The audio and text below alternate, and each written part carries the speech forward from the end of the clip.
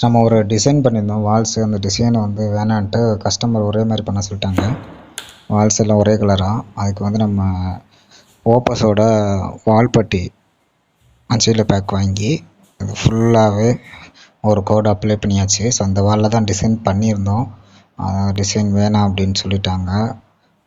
மற்ற வாலில் என்ன மாதிரி நீங்கள் பேட்டர்ன் யூஸ் பண்ணியிருக்கீங்களோ அதே மாதிரியே இந்த வாலுக்கும் பண்ணிடுங்க அப்படின்ற மாதிரி சொல்லிட்டாங்க.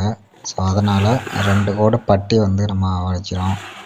ஸோ நார்மல் பட்டி வைக்க முடியாது. ஆல்ரெடி ஃபஸ்ட்டு ஒரு கலர் சொல்லியிருந்தாங்க, அந்த கலர் அடித்து, அது போக மறுபடியும் அந்த கலர் பிடிக்கலன்னு இன்னொரு கலர் சொல்லியிருந்தாங்க, அந்த கலரும் அடித்து, அது போக இந்த டிசைனு 3வது டைம் இந்த மாதிரிலாம் பண்ணி கனம் ஏறிச்சு. இதுக்கு மேலேயும் நம்ம வால்பேப்பர் அதாவது நம்ம வால்கர் வச்சோம்னா அது மேலே அப்ளை பண்ணோம்னா ஒட்டி பிடிச்சிக்காது, எடுத்துக்கிறோம் எப்படினாலும். ஸோ அதனால் என்ன பண்ணியிருக்கோன்னா இது ஃபுல்லாகவே வால்பட்டி பேஸ்ட் பட்டி அதை வச்சு 2 கோடு பட்டியை வச்சு தேய்ச்சி ப்ரைமர் அடிச்சிருக்கு. ஸோ இதுக்கு வந்து கலர் ஸ்மார்ட் ஷைன் பிர்லா ஓப்பஸில் உள்ள பெயிண்ட்டு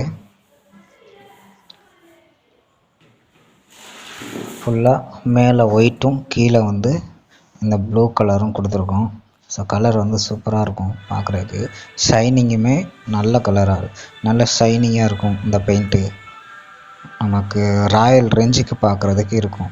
நம்ம ஏஷியனை கம்பேர் பண்ணுறப்ப டிராக்டர் ஷைன் குவாலிட்டி தான், ஆனால் அதை விட ஷைனிங் கூட இருக்கும். வீடியோ பிடிச்சிருந்துச்சின்னா நம்ம சேனலை சப்ஸ்கிரைப் பண்ணுங்கள்.